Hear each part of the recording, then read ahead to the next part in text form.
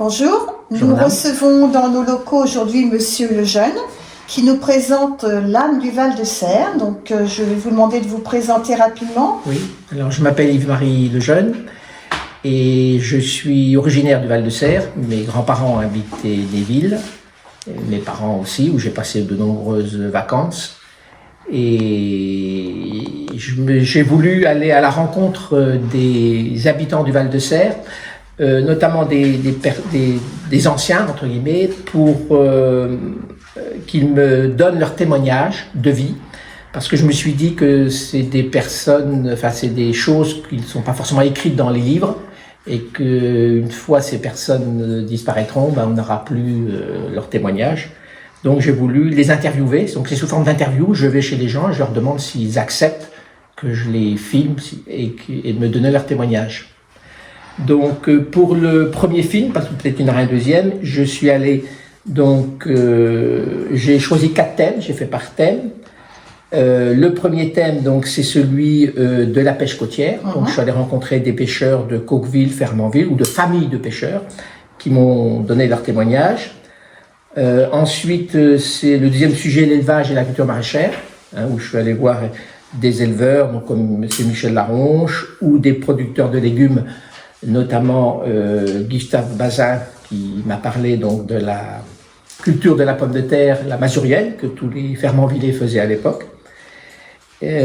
Chaque film dure à peu près 1 heure, et puis 2 autres thèmes, les métiers d'autrefois.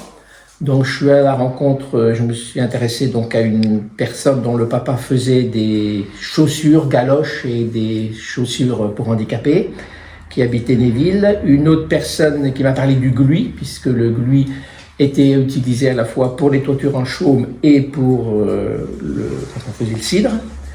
Et puis une autre personne qui était lessivière, ce qu'on appelle lessivière, les gens qui... Et j'ai dans les métiers, pour faire le lien avec le... Parce que pour chaque thème, j'ai essayé de faire le lien avec le monde actuel. Donc là, j'ai interviewé un pêcheur, un jeune pêcheur. Au niveau de l'agriculture, j'ai interviewé un jeune maraîcher. Non, un jeune éleveur, pardon, et un maraîcher. Et pour les métiers d'autrefois, un métier qui est aussi ancien, je suis allé voir Monsieur Bourget, qui est donc maître verrier à Vic-sur-Mer. Et puis le dernier thème que j'ai choisi, c'est les figures emblématiques du Val-de-Serre. Donc là, j'ai choisi plusieurs personnes qui m'ont paru intéressantes de parler. Marie Ravenel, donc originaire de Rétauville et ensuite de Fernandville, poète meunière. L'abbé Gohard, curé du Vacanteloup pendant la guerre et qui faisait de la résistance sous la barbe des Allemands. Ensuite, un monsieur de Blangy. Ensuite, le comte d'Espinosse, le baron d'Espinosse, qui a été un des fondateurs de la laiterie de Tocqueville et du premier syndicat agricole du Val-de-Serre au début du siècle. Et enfin, 2 personnes plus récentes, Édouard Ambroise, qui fut un des fondateurs des maîtres litiers de Cotentin, qui était originaire de Rétauville, et monsieur Denis Onfroy, qui vit toujours et qui a eu de nombreuses responsabilités, même au niveau de l'Europe, dans le monde des fruits et légumes.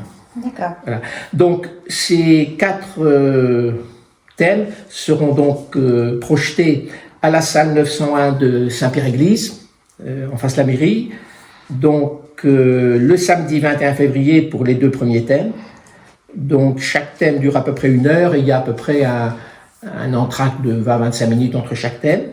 Et puis le dimanche 22 février, toujours à la salle 901. Alors l'ouverture des portes est à 14h et le début de la projection 14h30. Et donc les 2 autres thèmes. Alors 1 heure pareil, 1 heure par thème et une entracte de 20 minutes entre chacun des films. Et donc ces projections débat, après les gens peuvent... Alors effectivement, au moment de l'entracte, j'ai récolté des photos anciennes. Alors il y avait des photos anciennes que tout le monde un peu connaît, qui sont les photos de Le Goubet, qui était ce photographe de chez nous, de Saint-Pierre-Église du début du XXe siècle. Mais j'ai aussi récupéré dans les maisons, donc ça c'est personnel aux gens, des photos assez anciennes. Des photos, par exemple la batteuse en 1930 à Maupertuis, chez Monsieur Le Hérisseau. La vieille auto 1930 aussi de Monsieur Lévesque à Canteloup, vous voyez, des photos anciennes comme ça, où des pêcheurs, notamment les pêcheurs avec leurs bateaux. Voilà. Et donc ça appartenait aux personnes. Donc les personnes ont accepté que je numérise le document, la photo. Donc ça, les gens pourront aller voir sur l'estrade ces différentes photos-là, et à ce moment-là, ils peuvent aussi poser des questions. D'accord. S'ils le souhaitent. Si j'ai bien compris, donc c'est un peu un travail de mémoire que vous avez fait. Oui. Et donc là, c'est à Saint-Pierre-Église. Est-ce qu'après vous pensez faire tourner alors, si on me le demande, effectivement, j'accepterai d'aller les projeter dans d'autres communes s'il y a une demande. Bon, là, il y a déjà eu une première projection, donc un week-end au mois d'octobre.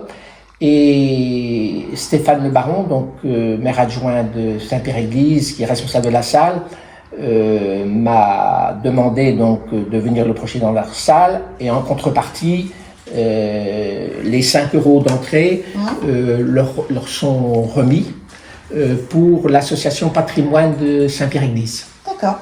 Qui a notamment, parmi qui sera utilisée apparemment, cette somme-là, pour la rénovation du clocher de Saint-Pierre-Église. Il y a des problèmes de fuite. Et